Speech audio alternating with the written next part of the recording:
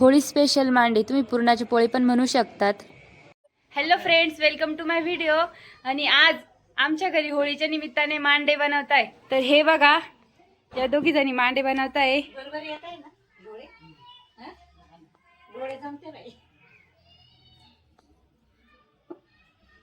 हे बघा, ही माझी मम्मी आहे जी मांडे बनवतीये आणि ह्या जे लोळे बनवून देत आहे त्या माझ्या मामी आहे आणि दोघी ननंद भावजया मिळून आणि मांडे बनवताय होळीच्या सणासाठी।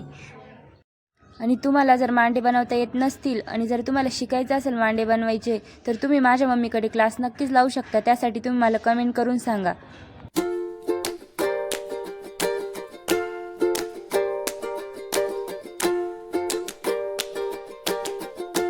किती छान मांडा फुगला आहे ते तुम्ही बघू शकता। एकदम भारी आलेला आहे मांडा।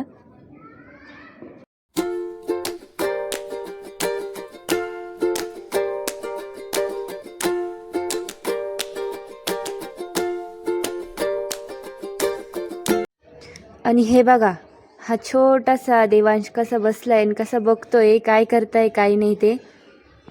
एवढे मांडे बनवून झालेले आहे, तुम्ही बघू शकता। अजून भरपूर बनवायचे बाकी आहे।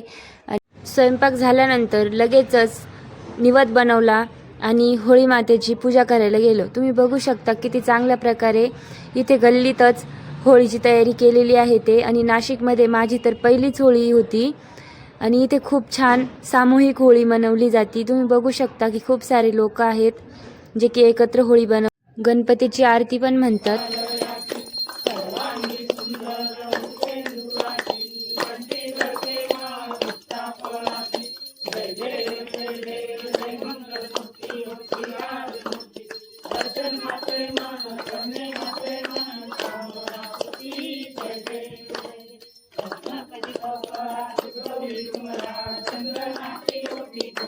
नंतर सर्वांनी पूजा वगैरे केली।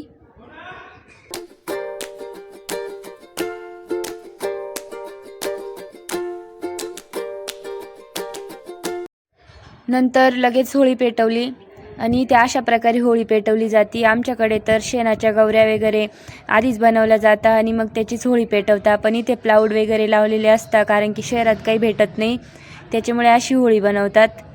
मी तर फर्स्ट टाइम पाहिली। बाकी आमच्याकडे शेणाच्या गौऱ्या वगैरे त्याच जाळल्या जातात। एरंडाचे झाड पण असतं तिथं उभं, जे की दांडी पौर्णिमेला रोवता आणि मग पेटवता होळीला। म्हणजे 15 दिवस आधी दांडी पौर्णिमा असते तेव्हा ते एरंडाचं झाड रोवलं जातं, म्हणजे फांदी। आणि मग 15 दिवसाने होळी येते आणि मग ती होळी पेटवली जाते। त्या पण शेणाच्या गौऱ्या लावून पेटवली जाते। पण इथं तसं काही नसतं, इथं साधंच आहे। तुम्ही बघू शकता की हे छोटंसं बाळपण होतं आणि नंतरून आधी बायांनी सगळ्या पूजा केली, मग नंतर माणसांनी केली आणि फायनली आम्ही जेवण केलं। तर व्हिडिओ आवडला असेल तर लाईक, शेअर आणि सबस्क्राईब नक्की करा। Thanks for watching.